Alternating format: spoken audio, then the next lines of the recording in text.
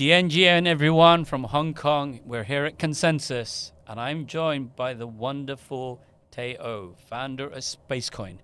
And we're going to talk for the next few minutes about Spacecoin and the collaboration with Midnight. I'm Fahmi Syed, president of the Midnight Foundation, and over to you, Tae. You want to say a few words? Hi, everyone. Glad to meet the community of Midnight, and hi to Spacecoin community, a large community at Creditcoin. It's an honor to meet Fahmi and talk about Midnight and what we're building together. Yeah, so Tae, Midnight recently partnered with Spacecoin, and we're delighted not only to partner with the team and everything you've been, but to partner with you. You're a great founder, a great person in the space, very well known in Korea and beyond. Can you tell me a little bit about why Spacecoin and you decided to partner with Midnight? Right. So when we were working on Creditcoin, we've been deploying capital over 100 million to over 2 million people. And we were seeing there's some kind of barrier to expand beyond that to first 2 million. And one of the biggest reasons is that the coverage of the telecommunications were limited to urban areas. So if you're living in a remote area, there's no way for us to serve you. Like if you first have to be connected for us to do anything with stablecoin, fintech, so on and so forth. So we wanted to fix this adjacent problem as well. Initially, we looked into technologies like Starlink, but especially back then, it was too expensive for our target demographic. So you have to spend about like $600 for the satellite dish and spend $200 per month for the subscription fee. So we wanted to see if there's a cheaper option and more accessible option. And thanks to SpaceX and the commoditization of the space industry, we've learned that the cost of building and launching satellites is dropping rapidly every year. So to give you some context, our first launch was 8U. U is a unit of the satellite size. All baked in costed us about like $5 million to R&D, build, and launch it. Our second launch, which happened November last year, was all baked in, 360 new satellites, 10 million. So that even between the 1 year gap, the cost of building a satellite and launching a satellite is dropping rapidly. So by seeing this happening in front of our eyes, we realized that we can actually decentralize the satellite network as well, because to decentralize anything, you have to make it more economically accessible first, right? So that is already happening, and that's why we've decided to build a decentralized communications network, first time ever in our human history, because internet is heavily centralized today. And under this principle, we were very excited to find out that Midnight was building a private computation. So the way I explain Midnight to my team is, okay, this is a private computation. We never had this happening in Web3 space before. So we were very excited to partner with you and build this technology together and push forward. Yeah, look, we're excited too. I mean, you've done amazing things in making the internet, as you say, accessible to remote areas, and to do that in a very economical, cheap way. It's good. It's not good enough to say we'll make it accessible. Coverage is great, but to make it accessible through economics is even better. And you've done a great job in that. And we're delighted at Midnight to work with you. As you say, as you think about that accessibility and then putting a layer of communication within that and embedding that, privacy becomes important. We've seen technology very often, more and more, that is centralized and that gets monetized. But we've also seen in this industry and beyond how social footprints are, people care for those and want to preserve those, whether that's using WhatsApp, Signal, Telegram groups. But with Spacecoin and the collaboration with Midnight, this communication level, we're excited that for the first time, as you say, you can have decentralized peer-to-peer encryption, fully protected messaging service. So that very much aligns to our philosophy. But beyond just the messaging, it's important to protect the metadata, the who that person is, the where they are. That's a philosophy we believe very much about Midnight. That's why the tokenomics and the ledger and the application have been designed that way. Why did the metadata protection matter to you in Spacecoin?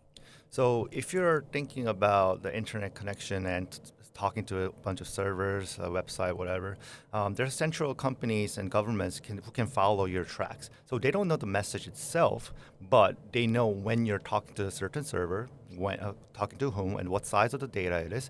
And by that extra data, which is the metadata that we're talking about, they can deduce who you're talking to, what you're talking about, and so on and so forth. So this is a limited privacy. Even the encrypted messaging system like Signal still suffers from this problem. So we want to reduce this even further.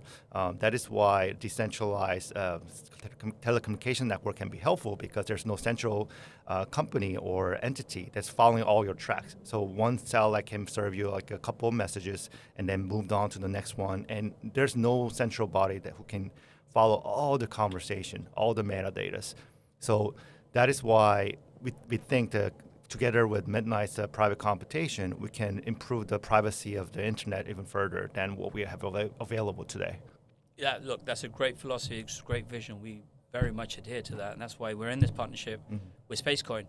But why does that matter to the average person? I can see if I was trying to hide something. Yeah. Why? Let's say I was sitting in my getaway car in a bank robbery. I can understand why I do not want to have my communications or my positioning around that metadata. But why should the average person who goes about their average life really care about that level of protection? Why do you wear clothes outside? Yes. Yeah. So some people argue that you don't care too much about privacy because there's nothing to hide. But it's not about there's nothing to hide, but you can be exploited. So not because you have something to hide. If you show who you are, what you do, then people can exploit the data and attack you. Attack you on a soft level, like maybe taking you like a couple of dollars out from your pocket, but it can be attack on a physical level. They know how to kidnap you because they know where the vulnerable point is. They know where your kids go to school. They know where your wife goes to work. And that's all data that is private, stay private for your security. But if you make all that public data, then it's more vulnerable for you as an individual. It's not about you having something to hide, but it's about having a protection. That's a great response. Again, I completely agree with you. Again, people often think if you've got nothing to hide, why care about the privacy? But you're right. What we're doing is providing protection, removing exploitation. We've seen amounts of, as you say, people go away from home, they post on their social media, they're away from home, they come back and their house has been burgled. Yeah. Or, as you say, for important individuals, or if you get into the space, we see more and more risk around kidnapping in the blockchain space. Right. One, because people tend to be, people like founders like you and I tend to be very public. And if we can be tracked, our positions can be exploited, or even that of our team, that creates a danger. But that's true for the average individual too. Yeah. And exploitation comes in many ways, not just physical harm, but also in the digital harm that it can create. And again, it's very easy. Even if you think about Claude and AI and how that's really advanced, and the new versions of Claude bot that have come out, people have downloaded those and they're exponentially growing. That also creates a security risk around things. So what we're doing at Midnight Foundation is very much with a loudspeaker talking about the value and importance of privacy, rational privacy, the ability to decide what you choose, when you choose, how you choose to share information. It should not be always public.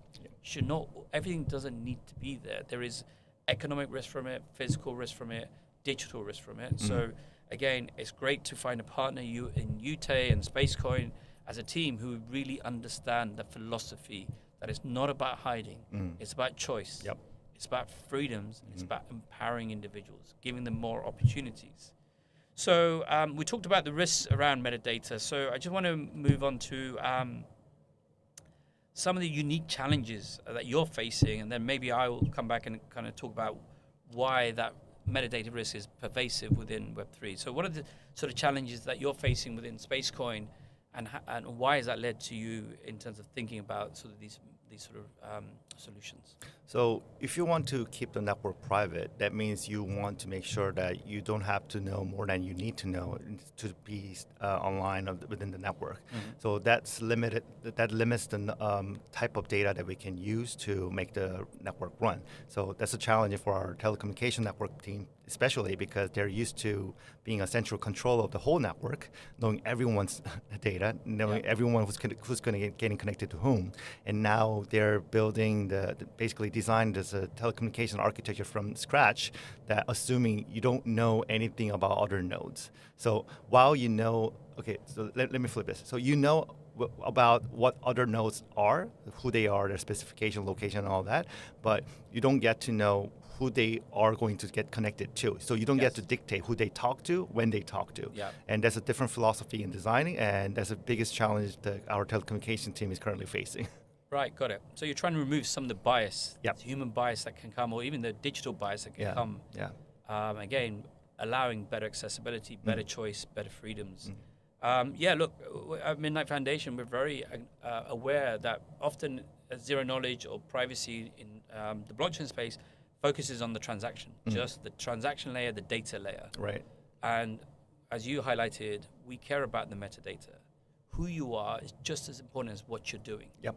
That signals something. Even if you don't know what I'm doing, the fact that my wallet, my node, my satellite, my comms link is pinging at the same time as somebody else's, you can kind of put two and two together and go, Yep. maybe in conversation, why is this bank speaking to this bank? Why is that journalist speaking to this journalist or speaking to somebody in government? These are the things that are telltale signals. So at Midnight, we very much think about how we protect metadata, because for large corporations, large institutions, even individuals to come and comfortably use Web3, we need to give that full universal protection. Otherwise, we're just going to be curious crypto fanboys trading tokens, launching meme coins or NFTs. We need real substance, real business. And it's great to see that you're thinking about it, that you're thinking about actually use cases, commercial use cases beyond just a token play or sort of trading. So again, just keeping on that theme of metadata, when is metadata protection most critical for you? When do you think in when you think about this communication channel that we're collaborating on and Midnight providing the zero knowledge, the proof protection layer, the metadata protection around that, when do you think that level of protection is most important to you? I think recently the biggest example is Iran. Like Iran, when the people started protesting, the government shut down the internet, access to the communication technology, and so on and so forth. So we that means they're basically blocking their human rights, which is freedom of speech. Yes. And to protect the freedom of speech, the metadata is part of the security that people need to be able to hide and disclose at their will when they choose to. And we still don't have that option yet, access to the masses yet. So that's something that's very exciting for us to build with Midnight. That's a great response. Again, what we've seen actually with the advent of the internet 2.0 and social media channels, communication channels, what we're seeing is actually we've become less tolerant as a society around communications. In fact, we've become very partisan. The views have become even more extreme. There's no central ground, no form of collaboration. In fact, we see more cancel culture. Even the Western side, let's put Iran to one side. Okay. Whether it's Korea, the UK, the US, what we've seen is cancel culture become more prevalent, where somebody has a view and you disagree, it's very easy to shut them down through networks, through opportunities, even through social groups. So Iran's a great example where... Extreme example. Yeah, it's an extreme example of authoritarianism, pinpointing metadata to shut down channels of communication. Or even assassinate them. Exactly. Yeah. So, but actually, this is not just a third world problem. It's not a problem across what we in the Western world, in developed countries like the US, like the UK, like South Korea, like Hong Kong. It's a problem everywhere. We should not think about it, this is a problem for somebody else. We should care about it. We should think about how we, as individuals, access the internet. The internet should not be controlled by a handful of companies, governments, wealthy governments and lobbyists. It should be there, free for everybody to access, and protecting people's rights through metadata, through data, through channels and communication lines that you and I speak of and we're partnering on is super important. So, look, I think we've got a few more questions around privacy, and then we'll go into something a bit lighter. So let's carry on with this very heavy but really interesting topic. So how do we, as companies enabling these type of solutions, how do we balance end-to-end encryption, privacy, with the requirement to remain auditable or compliant?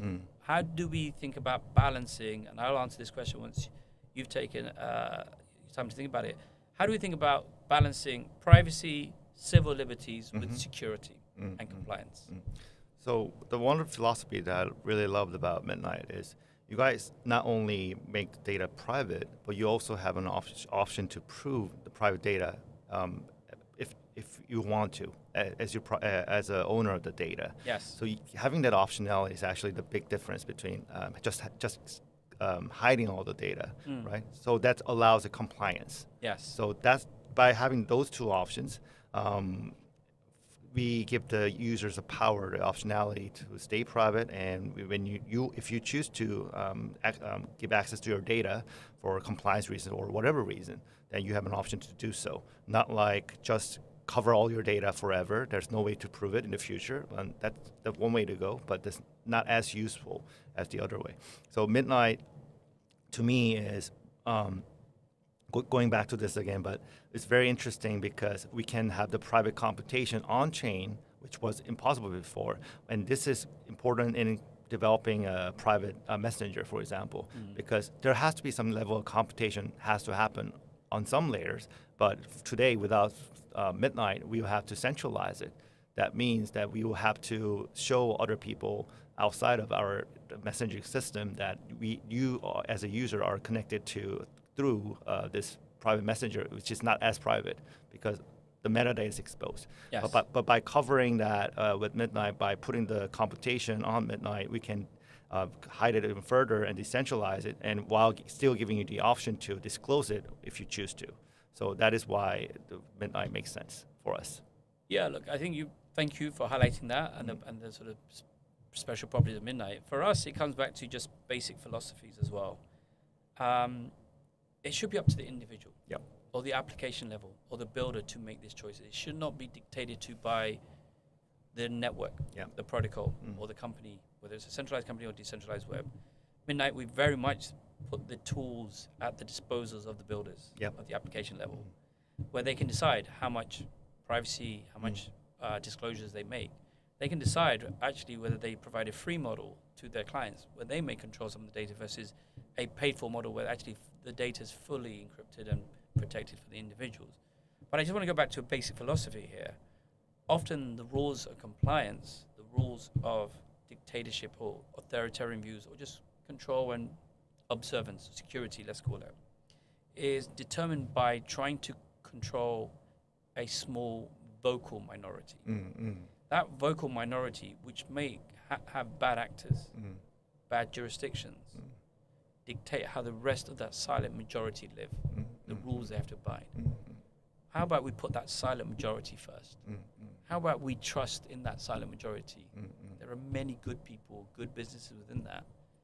And providing the right tools to them will make sure there are better solutions and services, both at the application level, the builder level, as opposed to trying to design things to prevent the bad actors. There will be bad actors that come. But we can't be led by, we don't walk into this conference room and think everybody here is here to sell me something terrible, to waste my time. We come with optimism. Right. Human nature is to come and want to trust people, to create bonds, to create friendships. We need to create an internet that does the same while still preserving the rights for people to remain private, to share that information. And again, I love the fact that with you, Tae, we have, you and I have at that philosophical level an alignment, a view that this works. That's why I was delighted when the Midnight Foundation team said, look, Tae and the Spacecoin team want to work with us. They want to build this communication level. I can think of no better partner to trust that important solution with than you and your team. So I appreciate that support and that partnership. So thank you. Okay, so let's move on to something a little bit lighter. Okay. We're talking very heavy about metadata and privacy. Tell me, what are you doing in Hong Kong? You're in Consensus. What are you looking to achieve? Tell me about your plans for the week. I'm meeting with a lot of my former colleagues and friends in around the area. Everybody flies in, especially if you're in around Southeast Asia, from Singapore, Taipei, Thailand. So I'm meeting my old friends. I'm meeting you. Yes. and Charles like a couple minutes ago. Yes. Basically meeting friends and talk about like what we want to build together and how we're gonna basically hopefully make the future better together. Yeah. I agree. Look, these events are great because too much, especially if it's in the pandemic, but the nature of the industry is remote. Yeah. We're all separated. We all rely on Zoom calls, but there is nothing better than meeting people in person. Exactly. Yeah. You know, not only for partnership purposes, but for the purpose of friendship. Mm-hmm. We are, again, go back to, we are humans. Yeah. We thrive on interaction. We're still apes.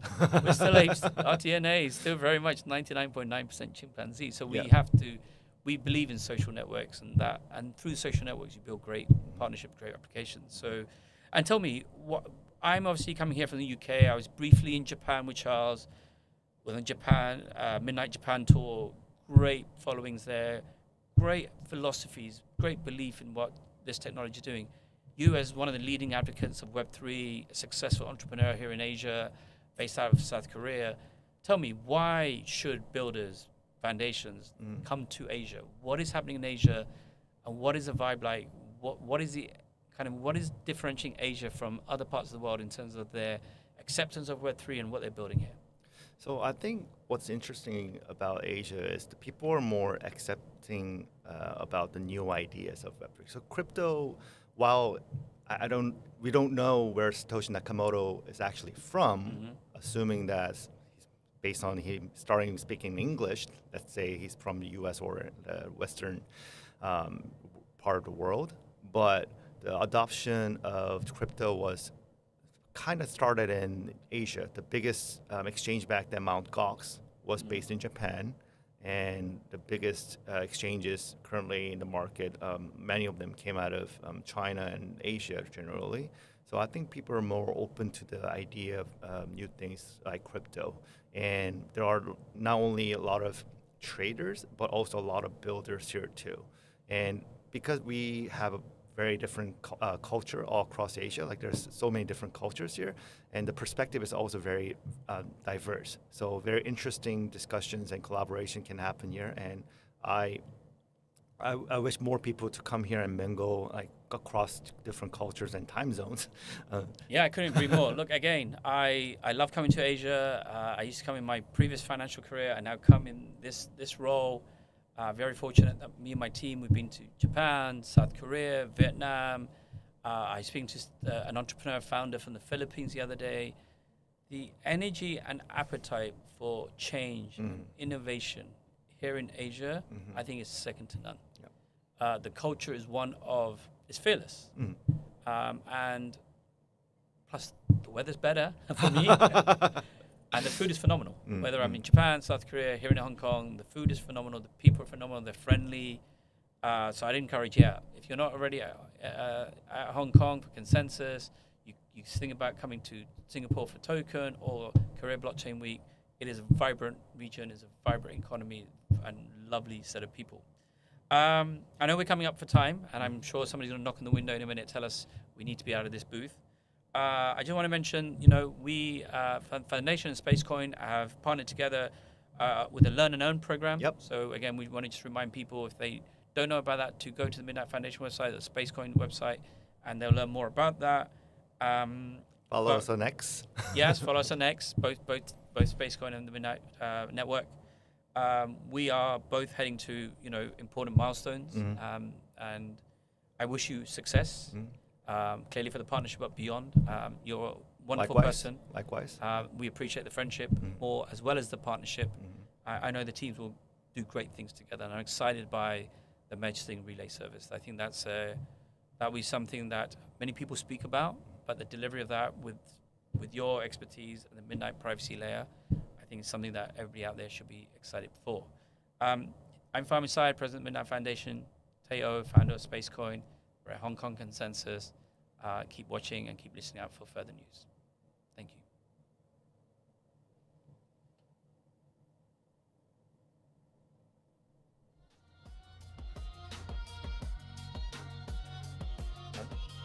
Great, thank you. That wasn't too bad. Oh, that was good. I never done that.